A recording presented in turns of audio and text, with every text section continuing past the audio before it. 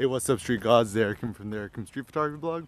So, one of the random things I want to talk to you about is, anti-ownership, or why I don't really like to own things. So, first and foremost, there's nothing wrong or evil about owning stuff, but I think this is generally the problem. I know that for myself, I don't like to own things because I feel like the more things I end up owning, the more things end up owning me. And what I mean to say by that is this: the more things you own, there's more stress, there's more maintenance issues, there's more things that you need to be responsible for. So I'm generally a very irresponsible person, meaning I don't like to be responsible generally for things or people or stuff and stuff like that. And I'm barely responsible for myself, let alone responsible for others. And so this is a big issue that I've faced with ownership. Is also like I love technology and I love the possibility of new things, but generally the issue that I have is that whenever I get something, I get bored of it and tire of it really easy. And I call this gear adaptation syndrome to fight against the whole like gear acquisition syndrome. And also a lot of people think of gear acquisition syndrome as this like moralistic evil, like, oh, if you're always trying to acquire stuff or buy stuff, you're somehow a bad, evil person. And I don't think any of our purchasing behaviors or thoughts on stuff should be affected by these kind of moralistic things. I still think ultimately thinking about what we decide to own or not to own, it should kind of be something that is more determined by us, that whether it brings us positive utility or whether it doesn't bring us positive utility. And so I think that rather than thinking about ownership and buying stuff from a moral, ethical thing, let's think about a utilitarian thing. So for example, this is a general tip. I'm not a big fan of, like, I always want the newest and greatest, but generally speaking, there's always so many downsides with being an early adopter. So for example,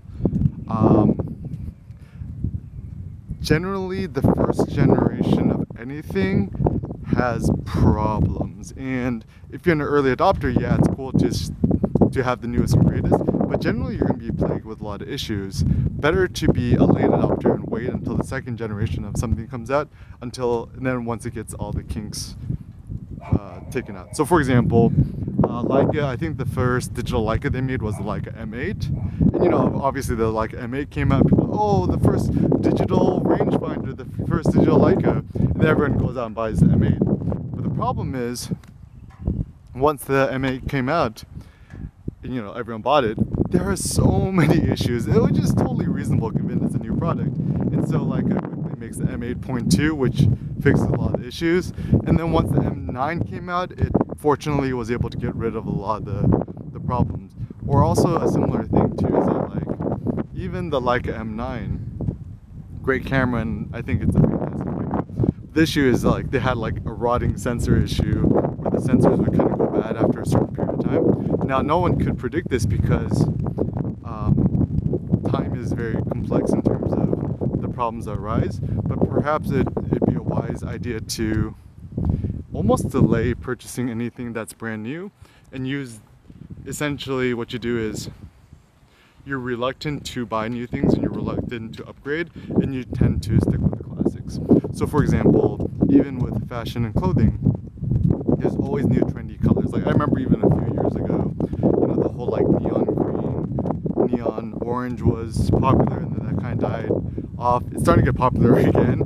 Or investing into like $200 raw blue denim jeans was really popular a few years ago, and now it's all about black jeans. So generally speaking, the problem with following trends, once again, it's not a moral, ethical issue, and then somehow like following trends you're a bad person, but generally I find the issue with following trends is that you just end up getting suckered into buying stuff that costs you a lot of money and that you generally bore up or tire easily. And so that's why I generally find that sticking with old technology is actually a pretty good one. So like even this video I'm recording right now, it's the GoPro Hero 3, which is like 10 trillion years old at this point. But the benefit is attached to the side, you can't see, I actually have this like old school Olympus stereo mic. So the audio is, I think, a little bit better, even though there's a bunch of wind and stuff like that. But even from my buddy Todd, who has the GoPro Hero 7 Black or whatever, he says that there's actually issues with the audio and that you had to buy all these separate adapters.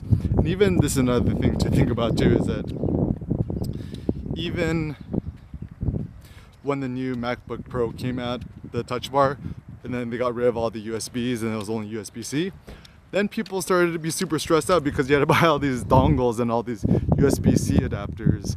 Or even when they started getting rid of CD-ROM drives, and they're like, oh, what do I do with all my CDs? So generally speaking, it's good to delay. Purposeful procrastination is what I call it, and let everyone else figure out the problems, and then you reap the rewards of this by delaying a little bit. So now, what does this mean for us on a practical basis? I think the basic practical thinking is this. With anything, almost anything, stick to the classics. So even with books, better for you to read the pre-Socratic philosophers like Heraclitus, or even reading, the letters of Seneca, rather than reading any modern business book, because generally anything that's modern or new hasn't been tested by time yet. So we're not sure whether it's good or not, or how fit it is.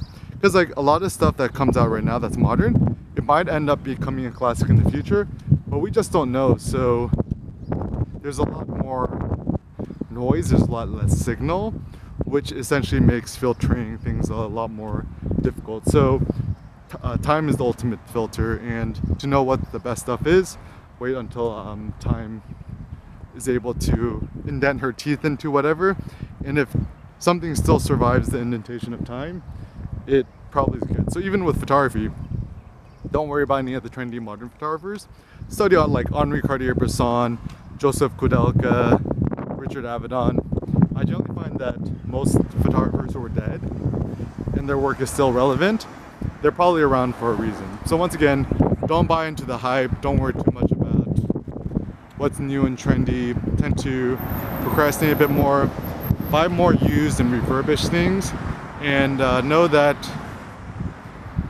generally speaking, it's not the technology which is holding us back, but ourselves. Alright, thanks a lot for watching, guys. Peace out.